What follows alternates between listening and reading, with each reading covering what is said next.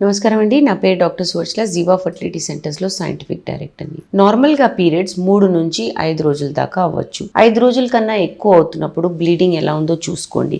కొద్దిగా వచ్చి ఆగిపోతుందంటే నార్మలే. 3 రోజుల కన్నా తక్కువ ఉంటే కూడా చూసుకోండి. సరిగ్గా బ్లీడ్ అవుతుందా లేదా గమనించండి. అస్సలు బ్లీడింగ్ లేదు, స్పాటింగే ఉంది అనుకున్నప్పుడు ఒక గైనకాలజిస్ట్ ని సంప్రదించండి. ఇది ఎందుకు అవుతుంది, గడ్డలు ఏమన్నా ఉన్నాయా, గర్భసంచి పొర సరిగా బయటికి రావట్లేదా, ఎందుకు ఈ సమస్య అవుతుంది అనేది స్కానింగ్ చేసి వాళ్ళు కనిపెడతారు. దాన్ని బట్టి ట్రీట్మెంట్ ఇవ్వడం జరుగుతుంది. ఇది ఎందుకు ఇంపార్టెంట్ అంటే ఇర్రెగ్యులర్ పీరియడ్స్, ఇన్కంప్లీట్ పీరియడ్స్, ఇలాంటివి ఫ్రీక్వెంట్ పీరియడ్స్ అవుతున్నప్పుడు సమస్య ఏంటో అనేది కనుక్కోవాలి. మీరు తక్కువ రోజులే కదా, 5 రోజులు కాకుండా 2 రోజులు వచ్చింది, అబ్బా హాయ్ సుఖం అనుకోకండి. లోపల ఏదైనా సమస్య ఉండొచ్చు. స్కానింగ్ మటుకు ఖచ్చితంగా చేయించుకోండి. ఎందుకంటే స్కాన్ అనేది ఏమీ సైడ్ ఎఫెక్ట్స్ ఉండవు. ఉట్టి ఒక కెమెరా లాగా, ఒక ప్రోబ్ లాగా లోపల పెట్టి గర్భసంచిలో చూస్తారు ఏమైనా సమస్య ఉందా లేదా అనేది. సో స్కానింగ్ చేయడంలో నష్టమేం లేదు.